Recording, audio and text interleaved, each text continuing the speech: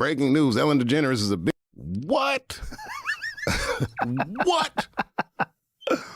What was it like meeting Ellen? And is she a good person? Let's just all go back to 2017, where I was the first person to call Ellen out before anyone else. You called her out? Yeah. What do you mean? I called her out. I was like, Ellen's not that nice. This was after you went on the show? After I went on the show, and the world blew up about it and was like so mad at me about it. And then someone else said it. And then it was like, oh my God, Ellen's not nice. Yeah. Oh, okay. Why do you say she's not nice? I can't explain it. It was just really weird. I ran into her like backstage. It was like an awkward thing. And like the producers were really scared. I was like, what's going on? They were like, that was not supposed to happen. We're going to get in trouble. It's like so weird. Are you going to try to be early? Yes, I'm trying to be early. Are you going to be early for my party? Yes, I am. No. No. You know I have to arrive fashionably late. All right. Not too late, though. Not too late? Not too late, please. What time would you like me there? I'll tell you later. Okay. But not too late. For a long time, Ellen DeGeneres had the kind of image most celebrities only dream about. She was daytime television's golden girl, built on laughs, big giveaways, and a be-kind brand that turned into a full-blown media empire. But as the walls slowly close in on Hollywood's most protected circles, a very different story is taking shape. And it's one where all that warmth on screen may have been hiding something far more unsettling. Dave Chappelle has entered the conversation, and he's not throwing around wild accusations. He's laying out behavioral patterns, pulling up resurfaced clips, and building a timeline that places Ellen DeGeneres as something much more than a bystander in Sean Diddy Combs' orbit.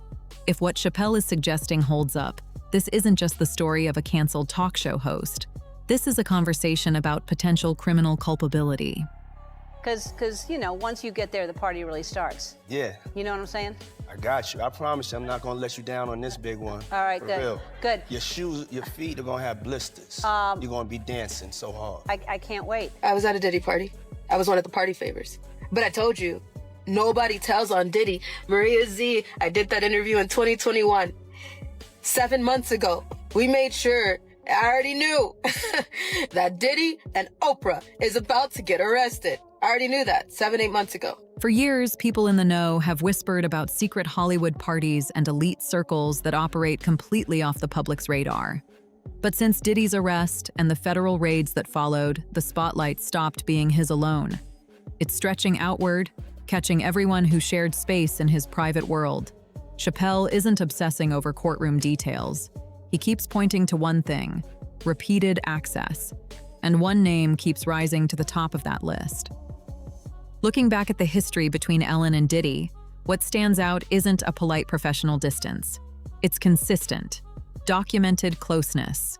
Sure, there were the red carpet moments everyone saw, but Chappelle is pointing to something beneath that surface: private party invitations, quiet conversations about arrival times, and after parties that continued well behind closed doors. Set that against what we now know about Diddy's private environments, controlled spaces, invite-only rooms, and hidden cameras capturing things no one should ever witness, and the question completely shifts. It's no longer just about who Diddy spent time with. It becomes about who else had access to those same rooms.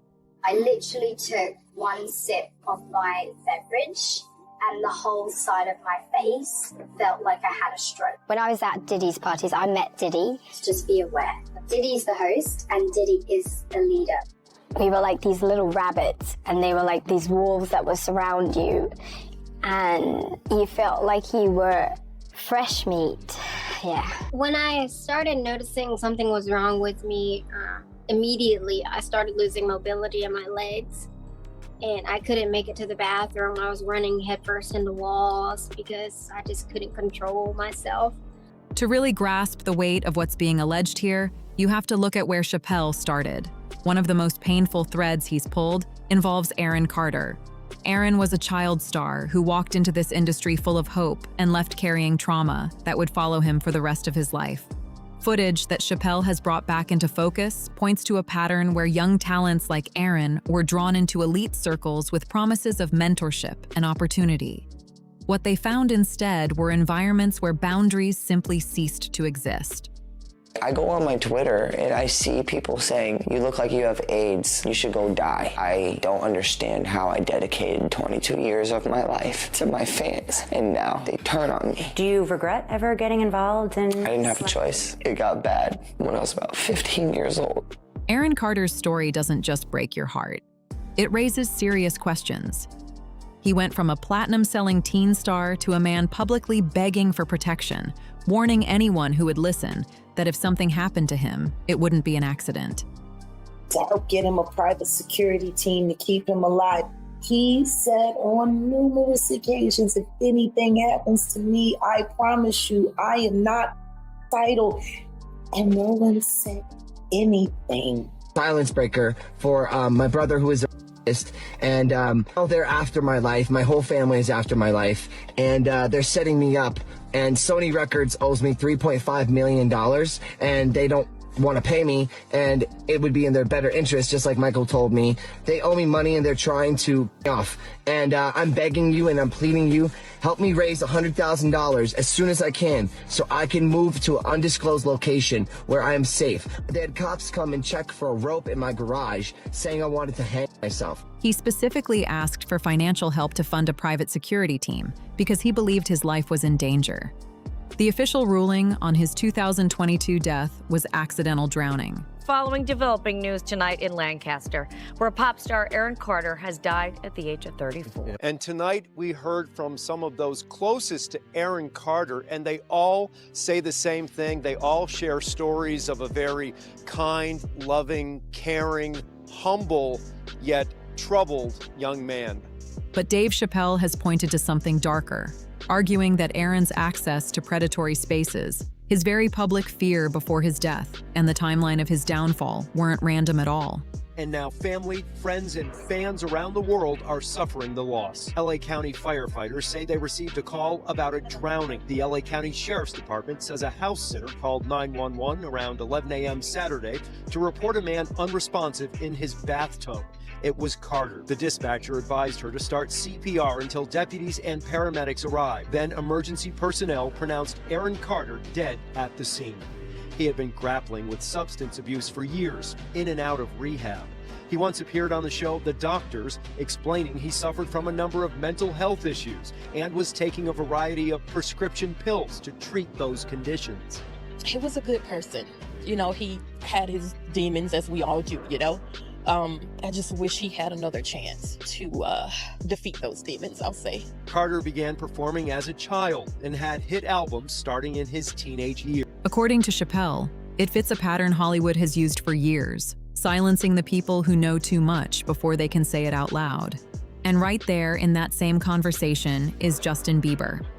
Video footage has circulated for years showing a teenage Bieber hanging out with Diddy, including a clip where Diddy jokes about having custody of the young superstar and promises they're going to go full crazy. At the time, people laughed it off.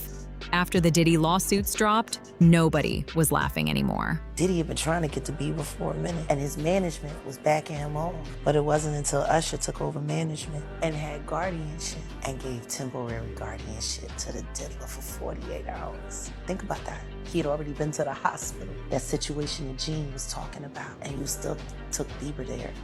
But you got custody of him first. Diddy had already tried. They wouldn't let him. Actually, someone made reference to the fact that Diddy trying to get at Bieber the way he was trying to get at Bieber was looking a little predatory. And then Usher came in and discovered it and managed him and got custody of him and promised to look after him. And then he sent him to the diddler. Does that sound like a good guy? It's horrible. It's horrible. Does that sound like a good guy? Now that we know what Diddy's really like. They're not seeing what the intentions was in his heart when he took Justin Bieber there. Ellen's name keeps coming up in this space too, and her connection to Bieber is one of the reasons why. She spent years leaning into this cougar aunt persona around him, joking about inviting him over, giving him gifts, commenting on his age. Cute bit, right? Except when you look at those interactions through the lens of what we now know about Diddy's world, the jokes stop being funny. Critics argue Ellen wasn't just a harmless bystander. She was publicly normalizing behavior that grooming specialists would flag immediately, all while hiding behind the cover of comedy. Chappelle's accusations don't stop with the younger stars either. He's drawn direct lines to Will Smith, pointing out that Will and Diddy ran in the same circles for years, sharing vacations, exclusive events, and private industry gatherings. Sources like Jaguar Wright have repeatedly claimed that Will Smith was present during moments involving young artists like Bryce Gray, with Justin Bieber, and Jaden Smith allegedly in the room during some of those incidents. See, they trying to send him out so he'll feel too embarrassed to file his lawsuit against Diddy for what Will and Diddy did to him. With Jaden and Justin present, that tape exists. Young men have left their house screaming to get away from them in their mentorship. Bashir Gray. Have you ever met Diddy? Yeah. Okay, did he ask you to party? Like, everybody wants to be successful and a celebrity and stuff like that, but it comes with, sometimes, and that's the only thing that I hate about it.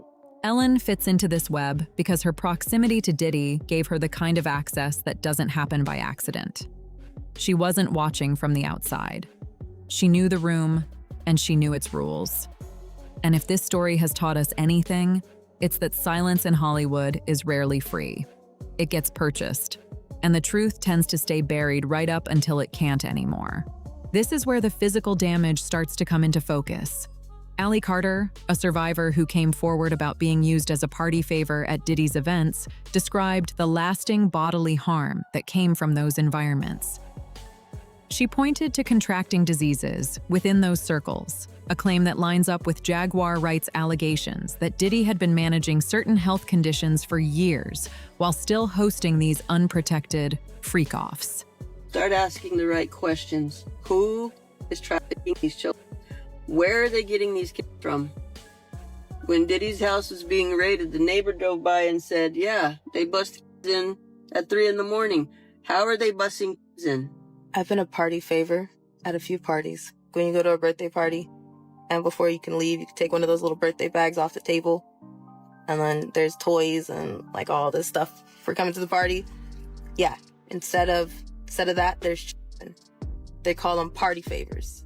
The picture it paints is one of reckless endangerment, where the people with power walked away clean and the people without it were left to carry the damage.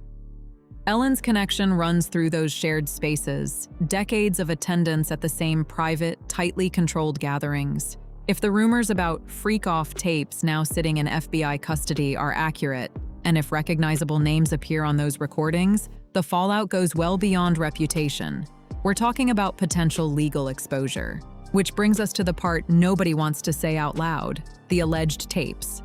Sources close to the investigation and voices circulating in comedy circles have whispered that there's a specific recording, one that may involve Ellen DeGeneres, that people are genuinely afraid will surface. I've been in trouble in my day. Well, I've been in a lot of trouble in my day, but man, let me tell you something. This guy, Puffy, buddy, this guy is in an enormous amount of trouble. I don't think I've ever seen anything like this. They got this guy in a RICO case by himself. The moment I said yes, LA burst into flames.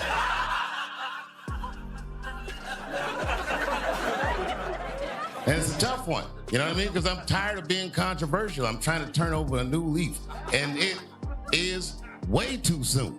If Dave Chappelle is referencing this on stage in front of live audiences, it's hard to argue he's working purely from imagination. He either heard something or he saw something. The warm daytime persona, the Be Kind brand, the dancing and the laughs. What if all of it was a carefully constructed front for someone who helped facilitate, or at minimum turned a blind eye to, some of the worst behavior in recent Hollywood history? The online conversation around this has gotten loud, and it's forcing a question that's uncomfortable to sit with. How many young people walked into these worlds believing it was their break, only to leave fundamentally altered? And if these tapes do come to light, does Ellen face real consequences? Or does she quietly fade into the growing list of disgraced names Hollywood tries to forget? Here's the twist, though. The story isn't winding down. It's accelerating. The mask of celebrity goodwill is slipping, and what's underneath is far darker than any of us were prepared for. Drop your thoughts in the comments below, because this conversation is just getting started. Don't forget to like this video and subscribe for more Hollywood deep dives, and see you in the next one.